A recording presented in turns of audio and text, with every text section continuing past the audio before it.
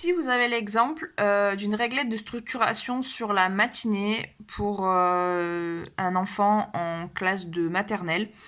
Donc, structurer la matinée pour permettre à l'enfant de savoir ce qu'il va faire, à quel moment et quand est-ce que c'est terminé. Donc là, vous voyez par exemple le temps d'accueil, l'enfant aime jouer à la dinette, donc la dinette, le temps de regroupement, le passage aux toilettes, le travail à table, la récréation et le regroupement. Et en fait, à chaque fois que l'enfant va avoir fini, par exemple là, le temps d'accueil où il a envie de jouer à la dinette,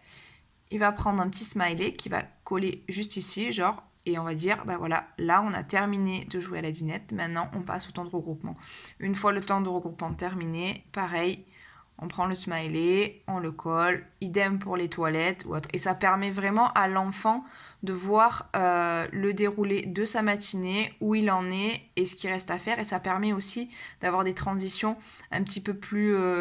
souples quand on passe d'une activité à l'autre, notamment quand on passe du temps de jeu à l'arrivée au temps de regroupement, que ça